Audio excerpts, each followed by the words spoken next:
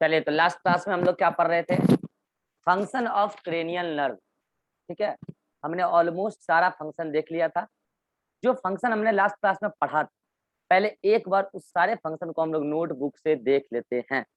चलिए देखिए, यही सारा फंक्शन हमने पढ़ा था, जल्दी निकालो। यही सारा फंक्शन हमने पढ़ा था। ये देखो, सारा नाम, ट्रिक सब लिखा है यहाँ पे। चलिए देखिए, टीएनएस न्यूरॉन का, नर्व का बना होता है, not neuron, nerve nerve nerve. ठीक है, cranial nerve and spinal nerve. Cranial nerve कहाँ से अराइज होता है? कहाँ से अराइज होता है? ब्रेन से।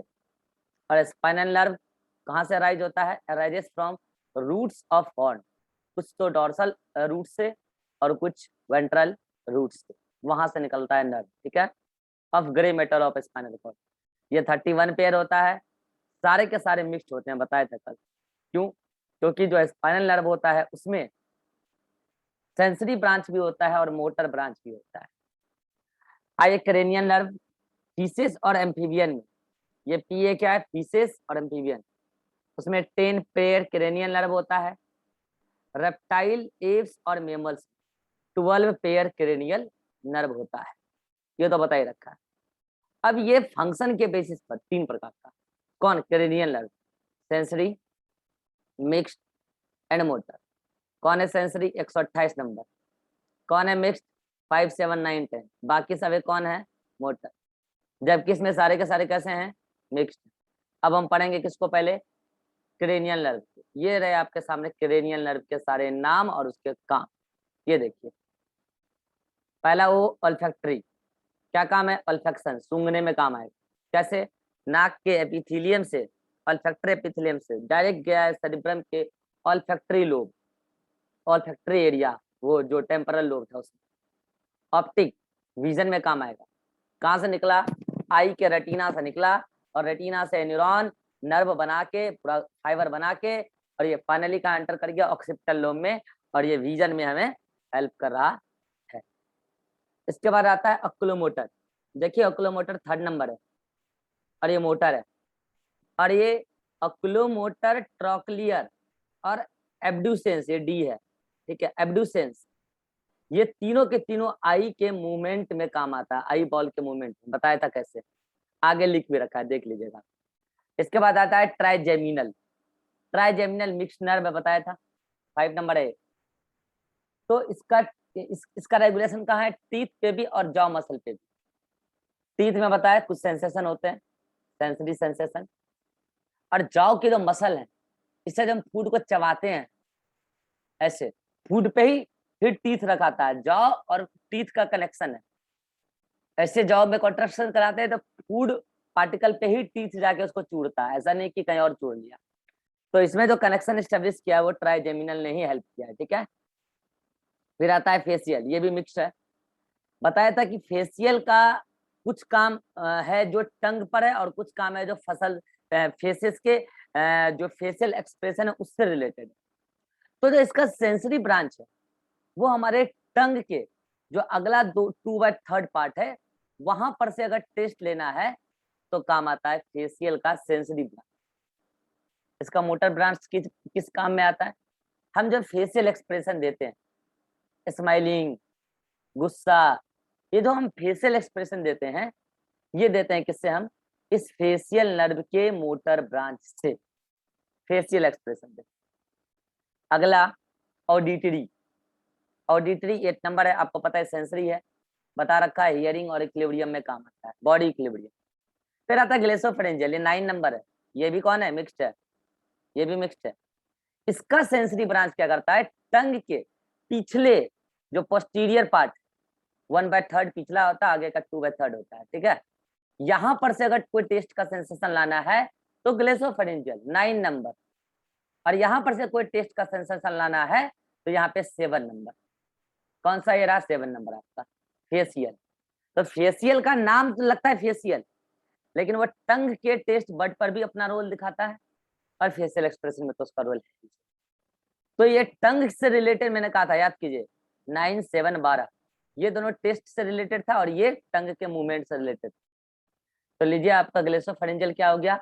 इसका सेंसरी ब्रांच पोस्टीरियर 1/3 पार्ट से टेस्ट का सेंसेशन दिलाता है, और सलाइवेशन, सलाइवा जो निकलता है टेस्ट या ये जो टंग है उसके पिछले हिस्से से निकलता है, सलाइवरी ग्लैंड होता है, ठीक है, वहां से सलाइवा निकालने के लिए सेंसेशन आता है, वो भी ग्लेसोफेरिंजियल नर्व के ही थ्रू जाता है, तब जाके सेंसेशन आता है सलाइवा निकालने के लिए, ठीक है।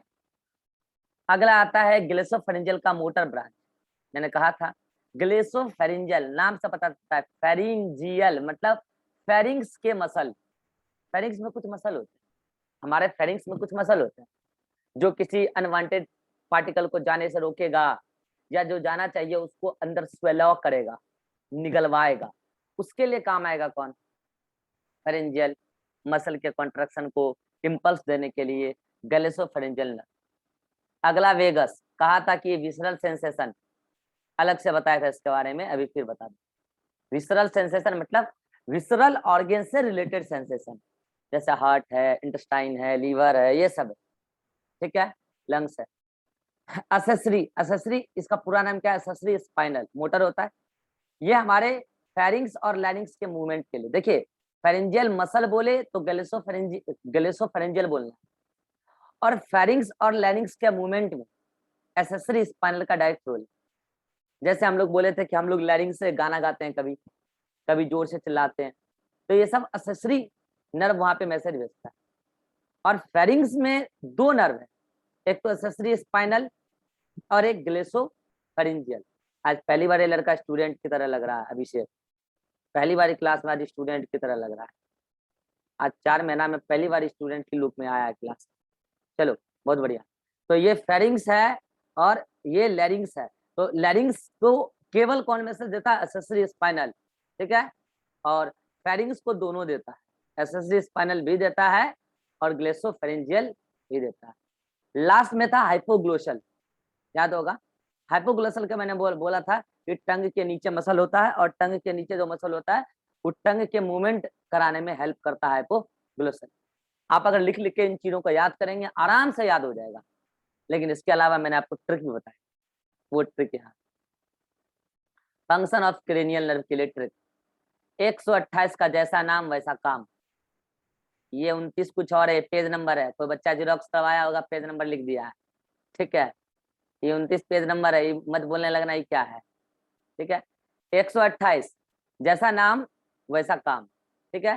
तो 128 में क्या, पहला नंबर क्या है, अल्फैक्टरी काम अल्फैक्शन, दूसरा नंबर ऑप्टिक काम विजन, 8वां नंबर ऑडिटरी काम साउंड एनालिसिस और में इम्पल्स भेजना और बैलेंसिंग ऑफ बॉडी, बस। 346 related with movement of eye ball, उसमें भी ट्रिक बताया था, ऑल्सो लर, ऑल्सो लर। सुपीरियर ऑब्लिक मसल को कौन रेगुलेट करेगा, सुपीरियर ऑब्लिक, उसको 4 नंबर, और लेटरल रेक्टस को 6 नंबर, और बाकी सबको 3 नंबर, देख रहे हो। तो आई के बॉल में जो सिलेरी बॉडी होता है वहां पे 6 टाइप का मसल होता है, 4 होते हैं रेक्टस, 2 होते हैं ऑब्लिक, आई के सेक्शन में मैं बताऊंगा भी सही, ठीक है। इसके बाद मैंने बोला था 7 9 12 रिलेटेड विद टंग मूवमेंट, यहाँ टेस्ट और सलाइवेशन, देखिए सलाइवेशन मेनली पीछे वाले पार्ट से होता है, यहाँ सलाइवेशन नहीं लिखना चाहिए, कई लोग लिखता है कई लोग नहीं लिखते, मेनली सलाइवेशन पीछे वाले हिस्से से होता है, यहाँ से सलाइवा, कभी देखो यहाँ से सलाइवा निकलते हुए, सलाइवा अंदर से आता है, गौर करना, सलाइवेशन अंदर से होता है, तो यहाँ पे अगर सलाइवेशन काट दो तो ज्यादा सही रहेगा, अगर रहे तो उसमें भी कोई बहुत ज्यादा प्रॉब्लम नहीं है, ठीक है।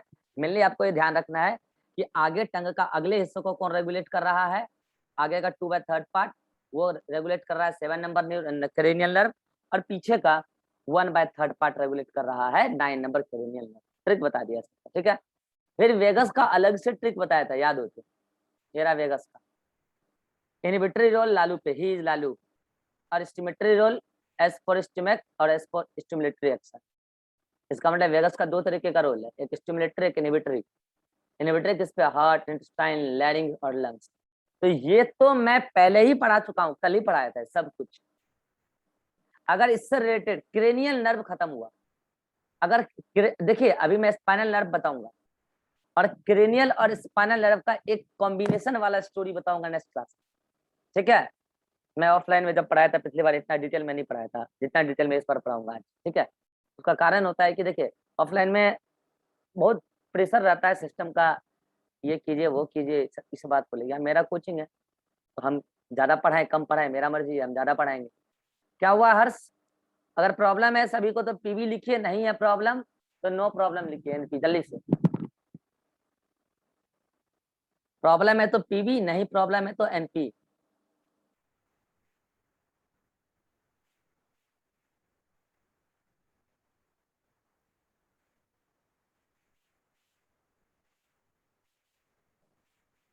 ज्यादा लैग हो रहा है क्या अतीक?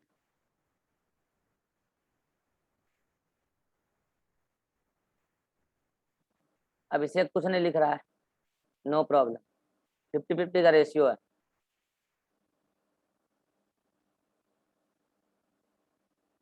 तुमको वीडियो कंटिन्यूसली दिख रहा है? हाँ? चलो अब प्रॉब्लम होगा तो बोलना आगे, ठीक है। तो ये रहा आपका क्रेनियल नर्व। अब मैं पढ़ाऊंगा मैं स्पाइनल नर्व। अब बोलोगे सर स्पाइनल तो पहले पढ़ाई क्यों? देखो यार एक बात बताऊं, नीट में जितना आता है उतना पढ़ा चुका हूं, बस सच। अगर आप चाहोगे नीट से थोड़ा सा ऊपर पढ़ाने के लिए तो मैं पढ़ा दूंगा, मजा आएगा आपको, मजा आएगा सुन के। मेडिकल कॉलेज में थोड़ा आपको हेल्पफुल भी होगा, ठीक है। तो पढ़ा देते हैं ताकि हम स्पाइनल और क्रेनियल नर्व की जो कनेक्टिविटी है उसको भी थोड़ा समझ पाए। नीट लेवल का स्पाइनल नर्व हम पढ़ा चुके हैं, उससे ज्यादा नहीं आएगा। नाम पूछते हैं, लोकेशन पूछते हैं बस। लेकिन उसके फंक्शन को डिटेल में समझने के लिए हम एक और डायग्राम लेंगे आज, ठीक है। चलिए तो अब बढ़ते हैं आगे। लेकिन क्रेनियल नर्व में अगर किसी को कोई डाउट हो, क्रेनियल नर्व में, तो बोलिए। क्रेनियल नर्व में अगर किसी को कोई डाउट हो, अभिषेक any doubt cranial nerve?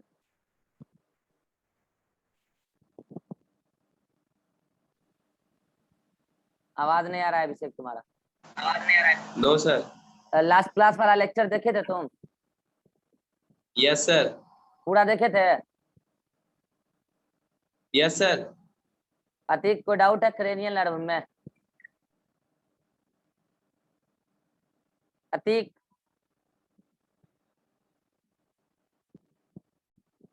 Atiq,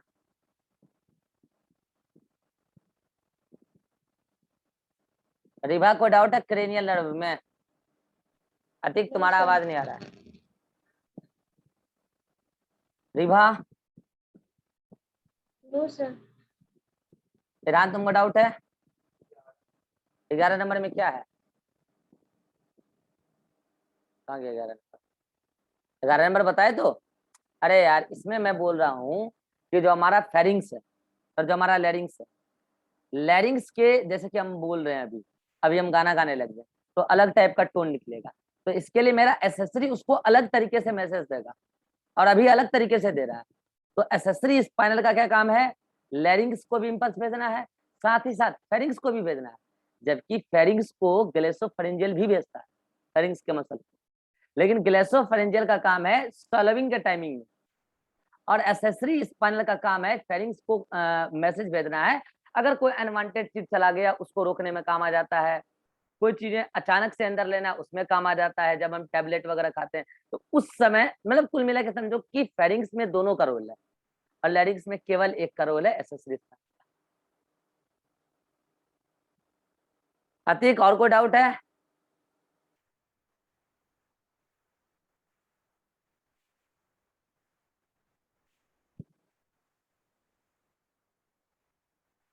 एक बार हर्ष और अतीक अपना सिस्टम रिफ्रेश करो।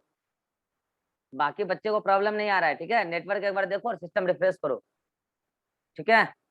जल्दी से रिफ्रेश करो एक बार।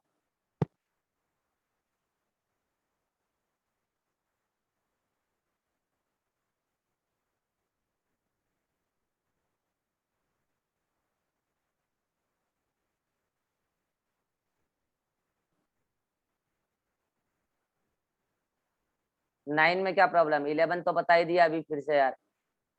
9 में क्या है? अरे यार एक ही चीज को ये 10 बार पूछ रहा है। ये लैरिंग्स है और ये फेरिंग्स है। लैरिंग्स को केवल 11 नंबर रेगुलेट करता है, और फेरिंग्स को 9 नंबर भी करता है और 11 नंबर भी करता है। अब बोलो क्या दिक्कत है? बस यही बात। अब जब गैलेसोफेरेंजियल का काम लिखा वहां पे भी लिखा फेरेंजियल मसल को रेगुलेट करेगा उसका मोटर ब्रांच, और जो एसेसरी स्पाइनल है वो भी रेगुलेट करेगा फेरिंग्स को। फेरेंजियल मसल फेरिंग्स का मसल होता है, ठीक है। तो अब क्या दिक्कत है, फेरिंग्स को दोनों रेगुलेट करता है, लैरिंग्स को केवल 11 नंबर करता है। चलो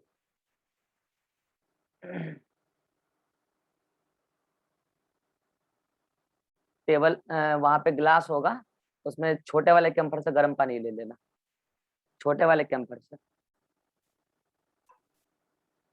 अंदर में होगा टेबल पे है। ले लो गिलास, नहीं हाँ ले लो ले लो, धो के ले लेना, गर्म पानी लेना, गर्म, छोटे वाले में होगा।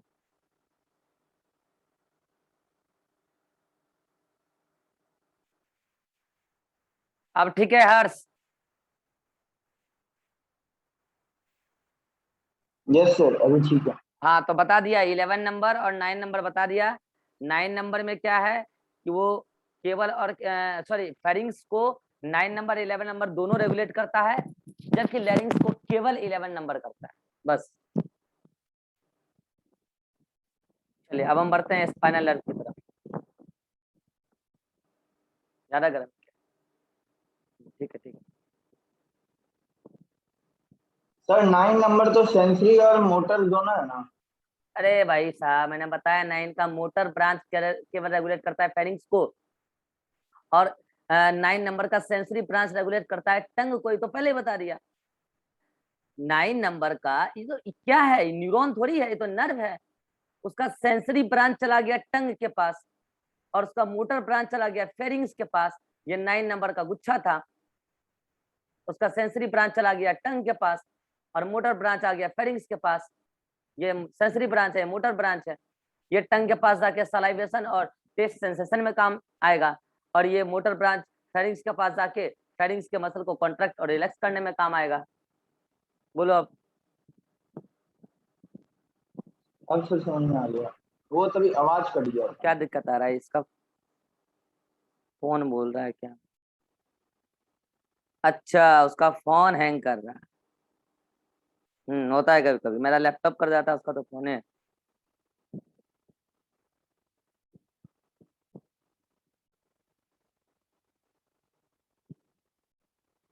देख लो, अगर दोबारा दोबारा ज्वाइन होता है तो ठीक है, नहीं तो रिकॉर्डिंग देख लेना।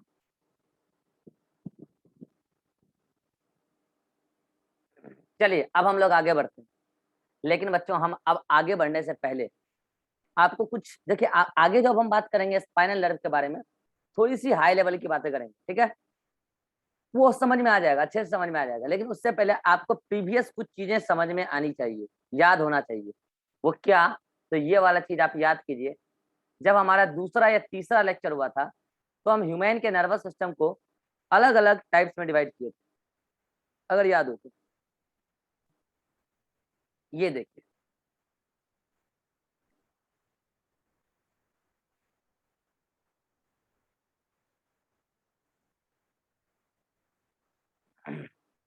ठीक है।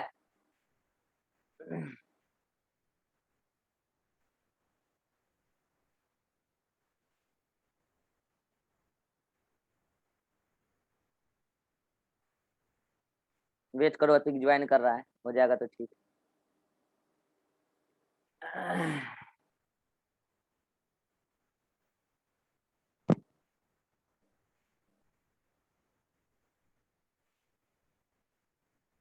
का फोन गड़बड़ है, हो गया लगता है।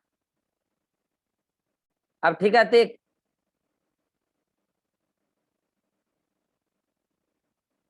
अतिक आवाज नहीं आ रहा है तुम्हारा, मेरा आवाज जा रहा है ना? सुनो, मेरा आवाज आवाज जा रहा है तो सुनते रहो। चलो, हाँ तो अब हम आगे बढ़े उससे पहले आपको कुछ बैक वाली बात याद दिलाएं, तब आपको आगे वाली बातें सब याद आएगी, ठीक है, समझ में आएगा। आपको याद हो हमने बोला था कि हमारा नर्वस सिस्टम दो पार्ट में डिवाइडेड है, सीएनएस एएनएस। मैं शॉर्ट बोलूंगा, फुल फॉर्म नहीं बोलूंगा। CNS ANS. सीएनएस में ब्रेन और स्पाइनल कॉर्ड आता है, याद है। और सीएनएस मेनली इंटर न्यूरॉन का बना होता है, और उसमें जो न्यूरॉन होते हैं वो न्यूरॉन बेसिकली पीएनएस के न्यूरॉन होते हैं, जो सीएनएस के साथ कनेक्शन बनाते हैं, याद आ रहा होगा। अदरवाइज यहाँ इंटर न्यूरॉन होता है, इंटर न्यूरॉन छोटे छोटे से, ठीक है। तो सीएनएस में ब्रेन और स्पाइनल कॉर्ड आता है और वो हमारे बॉडी के सेंटर पर होता है। मैंने कहा था सीएनएस का क्या काम है? सीएनएस का काम है इंफॉर्मेशन का प्रोसेसिंग करना और डिसीजन लेना। और मैंने कहा था इसमें मेन रोल ब्रेन का है। तो फिर आप बोलोगे सर स्पाइनल कॉर्ड को इसमें क्यों डाल रहे हो? अगर स्पाइनल कॉर्ड का कोई रोल ही नहीं है डिसीजन मेकिंग में, तो फिर इसको इसमें क्यों डाल रहे हो? तो दो कारण। पहली बात तो सेंटर पे है, बॉडी में नर्व का बना हुआ है, सेंटर पे है, मतलब नर्वस टिश्यू का बना हुआ है, सेंटर पे है। और दूसरा बात, कुछ डिसीजन तो स्पाइनल कॉर्ड के भी हाथ में, इसीलिए उसको सीएनएस में ही रखा। तो ये ब्रेन और स्पाइनल कॉर्ड तो क्या बनाया? सीएनएस। हमने कहा था ब्रेन से कुछ न्यूरॉन नर्व निकलते हैं, नॉट न्यूरॉन, नर्व निकलते हैं, और स्पाइनल कॉर्ड से भी कुछ नर्व निकलते हैं, 12 पेयर और 31 पेयर ह्यूमन में, और वो बनाते हैं पीएनएस। ठीक है, अब हम आपको आगे बताएं पीएनएस का हमने क्लासिफिकेशन किया था, अगर आपको कुछ याद हो। मैंने कहा था पीएनएस दो प्रकार के होते हैं, एक होता है एसएनएस और एक होता है एएनएस। ध्यान देना, अगर सावधानी घटी दुर्घटना, सावधानी हटी दुर्घटना घटी, एक वर्ड भी अगर मिस करोगे तो नहीं समझ में आएगा। मैंने कहा था पीएनएस का दो पार्ट होता है, एक होता है एसएनएस, एक होता है एएनएस। मैंने ये भी कहा था कि एएनएस हमारे बॉडी के इनवॉलंटरी एक्टिविटी को रेगुलेट करने में काम आता है, और मैंने ये भी कहा था कि एसएनएस हमारे बॉडी के वॉलंटरी एक्टिविटी को रेगुलेट करने में काम आता है। फिर मैंने कहा था चाहे वो वॉलंटरी एक्टिविटी चाहे वो इनवॉलंटरी एक्टिविटी, कुछ तार तो ऑर्गेन से सीएनएस जाएंगे और कुछ तार सीएनएस से ऑर्गेन आएंगे। जो ऑर्गेन से सीएनएस जाता है वो कहलाता है सेंसरी या एफरेंट फाइबर, याद आ रहा होगा, और जो सीएनएस से ऑर्गेन आता है वो कहलाता है मोटर या इफरेंट फाइबर, याद आ रहा होगा। फिर मैंने कहा था चाहे हो एसएनएस चाहे हो एएनएस, एसएनएस का भी अपना सेंसरी नर्व फाइबर होगा और मोटर नर्व फाइबर होगा, और एएनएस का भी अपना सेंसरी नर्व फाइबर होगा और मोटर नर्व फाइबर होगा। तो क्या हम इसको ऐसे लिख सकते हैं जैसे यहाँ लिखा है सेंसरी नर्व फाइबर, तो इसका मतलब सेंसरी नर्व फाइबर, तो क्या हम इसको ऐसे लिख सकते हैं सोमेटिक सेंसरी नर्व फाइबर? हाँ बिल्कुल, एकदम क्लियर कट हो जाएगा। यहाँ भी लिख देंगे सोमेटिक मोटर नर्व फाइबर, यहाँ लिख देंगे, यहाँ लिखते हैं या तो ऑटोनॉमिक या तो विसरल, क्योंकि ऑटोनॉमिक नर्वस सिस्टम हमारे विसरल ऑर्गन को रेगुलेट करता है, विसरल सेंसरी नर्व फाइबर, और यहाँ बोलेंगे विसरल मोटर नर्व फाइबर। ये बात मैंने पहले भी बताया था, ये बात अभी क्यों रिकॉल करा रहा हूँ, अभी थोड़ी देर में समझ में। ठीक है, तो अब आप बताइए क्या मैंने आपको ये बात पहले बताया कि ब्रेन से 31 पेयर, सॉरी ब्रेन से 12 पेयर और स्पाइनल कॉर्ड से 31 पेयर, और मैंने ये भी बताया था कि ब्रेन से जो निकला वो तो चला गया जहां जाना है। अब आज हकीकत बता रहा हूं कि वो कहां कहां जा सकता है। सुनना ध्यान से, ये लो ब्रेन, ये जो ब्रेन से निकला जितने भी 12 पेयर क्रेनियल नर्व हैं, कौन है बताओगे? ओट्टा फागवा, ओ टा फाग वाह। ठीक है, इधर भी ओट्टा फागवा। पता है इसकी लिमिटेशन? ये सभी के सभी क्रेनियल नर्व कहां तक जाएंगे? Up to distributed up to, चाहे तो आप नोट्स में डाल लेना, distributed up to head and neck, head and neck. मुंडे और गले से नीचे नहीं जा सकता, लेकिन इस बात का एक एक्सेप्शन है, वो है वेगस। तो वेगस के बारे में अलग से लिख लेना कि एक क्रेनियल नर्व होते हुए ये हमारे एब्डोमेन तक जाता है, अप टू एब्डोमेन। और एब्डोमेन में अगर नहीं जाएगा तो वो कैसे रेगुलेट कर रहा है इंटेस्टाइन को? हाँ, वो कैसे रेगुलेट कर रहा है लंग्स को? उसके ऊपर थोरेसिक कैविटी है, तो अप टू एब्डोमेन, तो बीच में तो थोरेसिक कैविटी आ ही गया ना, अरे थोरेसिक कैविटी नीचे एब्डोमेन है, तो ये कहां तक जाएगा? अब abdomen, up to abdomen, distributed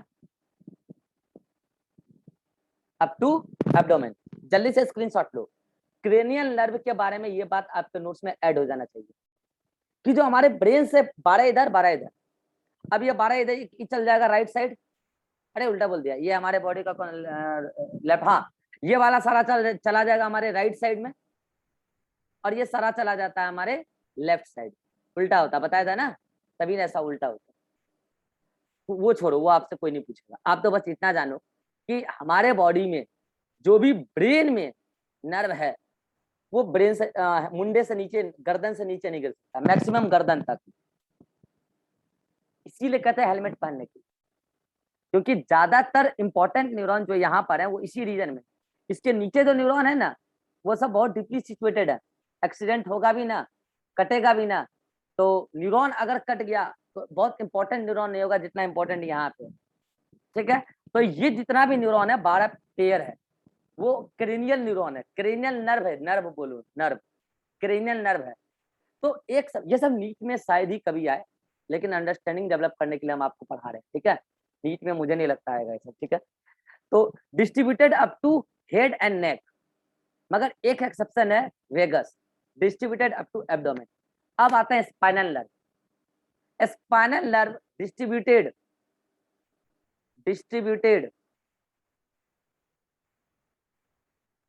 up to, distributed throughout the body, ऐसे बोलो, डिस्ट्रीब्यूटेड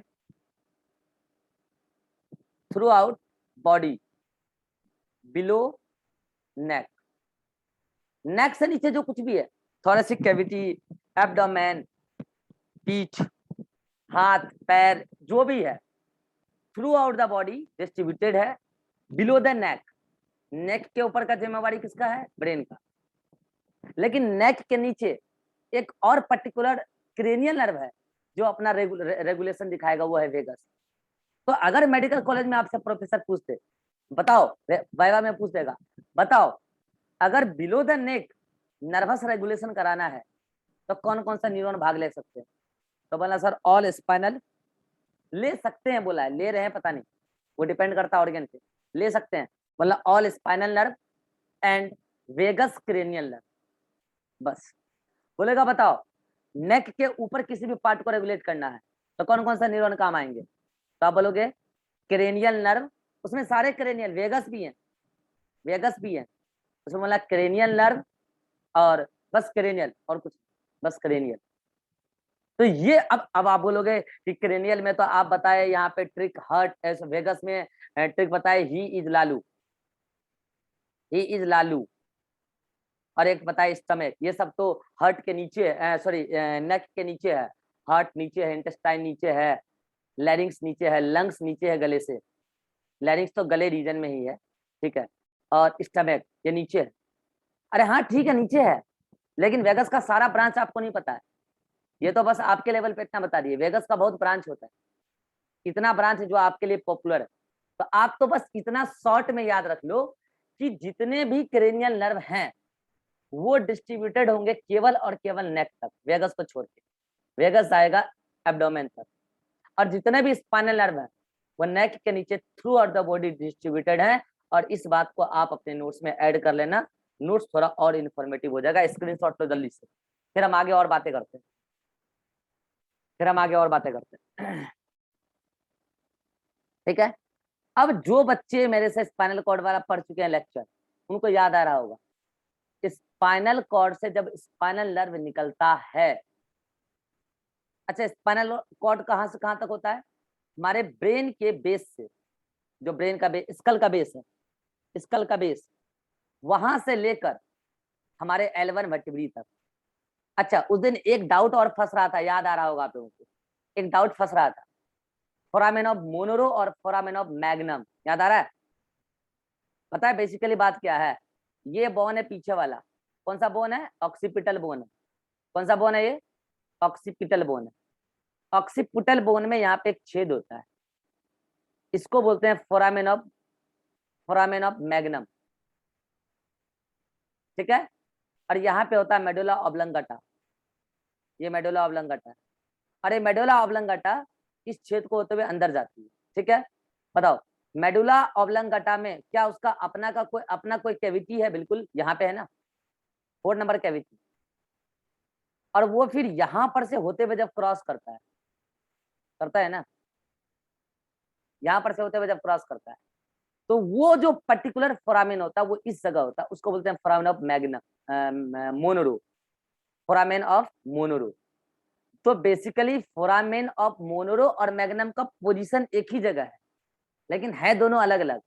फोरामेन ऑफ मैग्नम हड्डी का छेद है, और फोरामेन ऑफ मोनोरो ये पर्टिकुलर पोर है उस पर्टिकुलर कैविटी में जो जिसमें सीएसएफ फ्लो कर रहा है और उससे बाहर निकल जाएगा सीएसएफ। अब क्लियर है जी रिभा, मोनोरो और मैग्नम? Yes sir. हाँ, सभी को क्लियर हो जाना चाहिए क्योंकि हमारा पीछे वाला है, जैसे हड्डी है ना, पीछे वाला, मान लीजिए पीछे वाला हड्डी है, तो पीछे वाला हड्डी क्या, मान लीजिए ये पीछे वाला हड्डी है, ठीक है, वो यहाँ पे इस तरीके से होता है पीछे वाला हड्डी, और इसमें होता है छेद, इसमें छेद होता है, तो इससे स्पाइनल कॉर्ड नीचे गिरता है, तो उस छेद को क्या बोला, फोरामेन ऑफ मैग्नम, और स्पाइनल कॉर्ड के अंदर फोरामेन ऑफ मोनोरो, ठीक है। तो आपको पता है कि स्पाइनल कॉर्ड जो यहाँ से निकलेगा वो L1 वर्टिब्री तक जाएगा, बताया था L1। लेकिन भाई साहब न्यूरॉन तो जो नर्व है स्पाइनल वो तो 31 पेयर है, और वो तो सैक्रम कॉग्जियल तक जाता है, इवन याद होगा, तो इतना नीचे तक जा रहा है, स्पाइनल कॉर्ड ऊपर में ही है, तो आपको याद है यहाँ से गुच्छा बनता है। अब एक बच्चे ने अच्छा सवाल पूछा था मुझसे, बोला सर जितने भी न्यूरॉन L1 के ऊपर वाले हैं, मान लो यहाँ पे हैं सर्वाइकल में C1 वाला, C2 C3 C7, T1 से लेके T12 वाला और L1 वाला, ठीक है, L1 के नीचे तो स्पाइनल कॉर्ड ही खत्म हो जाएगा, यहाँ मान लो L1 आया रे, T12 यहाँ L1 वाला, तो ठीक है, L1 के बाद तो स्पाइनल कॉर्ड ही खत्म हो जाएगा, तो उसके बाद स्पाइनल कॉर्ड का, उसके बाद स्पाइनल नर्व का क्या होगा, उसके बाद वाला सारा स्पाइनल नर्व बनाता है घोड़े के पूंछ जैसा स्ट्रक्चर, कॉर्डा इक्विना, और इसके ऊपर वाला, बच्चे का ये डाउट था सर इसके ऊपर वाला अपने सामने फोरामेन से निकल जाता है बाहर, इंटरवर्टिब्रल फोरामेन से, तो ऐसा ही होता है, तुम्हें सोचा ना क्या, ऐसा ही होता है, जो इसके ऊपर वाला वो पूंछ बनाने क्यों जाएगा नीचे, पूंछ तो नीचे वहां बनेगा ना जहां स्पाइनल कॉर्ड खत्म हो गया, मगर फिर भी स्पाइनल नर्व लेके नीचे जाना है, तो इसके ऊपर वाले L1 के ऊपर तक जितने भी स्पाइनल नर्व है, स्पाइनल कॉर्ड से ओरिजिनेट हुए, फोरामेन से बाहर, ओरिजिनेट हुए फोरामेन से बाहर, फोरामेन से बाहर, लेकिन L1 के बाद जितने भी हैं, क्योंकि L1 पे खत्म हो जा रहा है कौन, स्पाइनल कॉर्ड, वहीं खत्म हो जाता है, उसके बाद जितने भी नर्व हैं L2 L3 L4 L5, S1 S2 S3 S4 S5 और कॉग्जियल एक, वो सभी के सभी गुच्छा बना के निकलते हैं यहाँ से, कहाँ से, कोनस मेडुलरीज से, और फिर वो सभी अपने अपने निकलेंगे अपने अपने छेद से, फिर वो अपने छेद से, ये अपने छेद से, ये अपने छेद से। तो लास्ट क्लास में चूंकि मैं यहाँ से ऐसे करके ज्यादा उठा देता था तो बच्चे डाउट पूछ लिए कि सर ये C1 वाला नीचे आके क्यों गिरेगा, अरे नहीं गिरेगा, L1 के ऊपर वाला कोई नीचे नहीं गिरेगा, वो अपने अपने छेद से नीचे निकल, अपने अपने छेद से सामने से निकल जाएगा। कितने लोग समझ गए मैं क्या बोलना चाह रहा हूँ और बच्चे का क्या डाउट था, ठीक है। हालांकि ये सब चीज आपसे कोई पूछेगा नहीं, लेकिन डाउट सही था, जेन्युइन डाउट था, इसलिए मैंने बता दिया, ठीक है। चलिए, तो ये हो गया आपका स्पाइनल कॉर्ड का और स्पाइनल नर्व का थोड़ा सा स्ट्रक्चर। अभी हम इसमें और बातें करेंगे अगले मीटिंग में, तब तक आप क्या कीजिए, क्रेनियल नर्व पूरी तरीके से पढ़ के समाप्त कर दीजिए। अगर कोई डाउट हो अभी भी तो आप बोल सकते हैं। अभिषेक कोई डाउट है?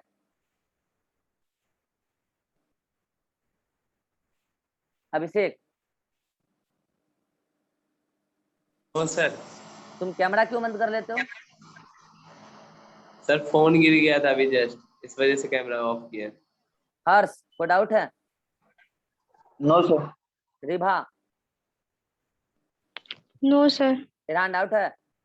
चलो जल्दी से क्रेनियल नर्व याद करो, फिर स्पाइनल नर्व को थोड़ा डिटेल में लेंगे।